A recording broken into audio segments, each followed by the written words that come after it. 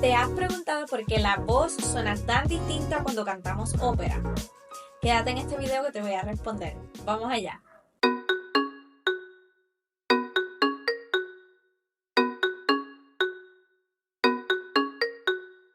Bienvenidos a AC Music Methods. Si no eres parte de nuestro canal, de nuestra comunidad, te invitamos a que te suscribas para que puedas recibir más videos como estos y aprecies la música. Y sé que estás pensando, sí, esta soy yo, cuando pensaba que te estaba hablando, pero realmente mi audio no estaba funcionando. Pero no te preocupes, hoy vamos a hablar sobre la ópera y las técnicas de óperas.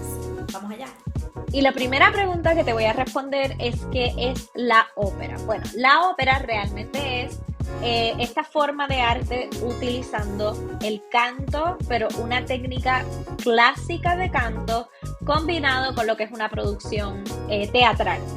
Básicamente, el profesional que cante ópera va a actuar un rol, un papel específico, mientras canta, y al cantar debe proyectar bastante su voz para poder expandir su sonido a lo que es un teatro de ópera. Ahora hablemos a fondo de varias características que vemos en la técnica de la ópera. La técnica de ópera que se utiliza se llama bel canto, que viene del italiano y realmente quiere decir bello canto.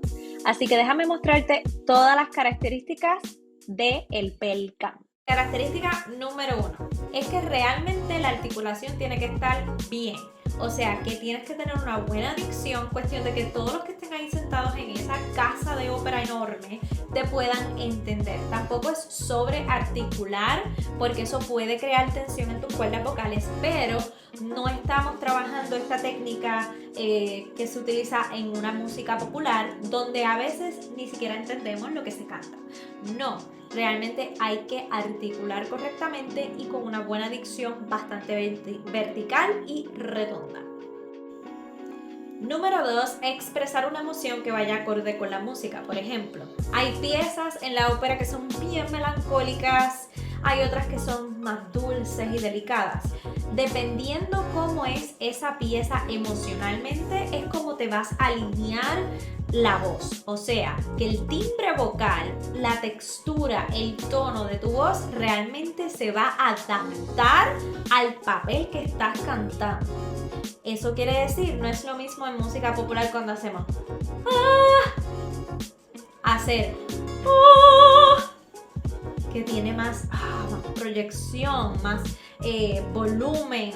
Número 3, variedad en ritmo y tonalidad. En cuestión del ritmo tenemos distintas dinámicas que se utilizan, como el staccato, donde puntuamos bien esos sonidos y los acortamos. Pero también tenemos el legato, donde unimos los sonidos y los mezclamos. Y entonces en la tonalidad utilizamos un rango variado de notas, donde podemos tener unos saltos en los sonidos drásticos. Primero notas bien agudas y de momento una nota grave. Así que bien dramático en el concepto de lo que es la ópera. Para darte un ejemplo y una comparación, en la música popular usualmente vemos mucho los riffs, los runs, las melismas, muchas notitas envueltas, pero en la ópera eso no se ve. Realmente lo más parecido que se ve son trinos, donde solamente hacemos una desviación de un semitono, ¿ves? Y regresamos a esa misma nota. Así que es bien distinto.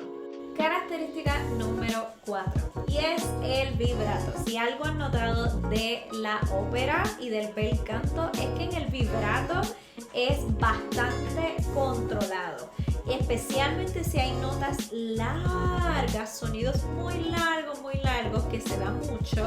Ese vibrato tiene que estar bien presente, pero controlado. Nada de voz blanca y suave, no. El vibrato debe estar presente, se debe notar, pero debe estar controlado y afinado.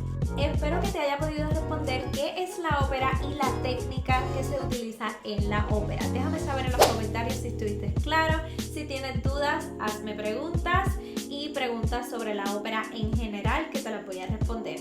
Y este es solo el primer episodio, así que vienen más episodios y cómo te voy a ayudar a poco realizar ejercicios que te ayuden a trabajar este tipo de técnica si te interesa. Gracias por estar hasta aquí y nos vemos en una próxima.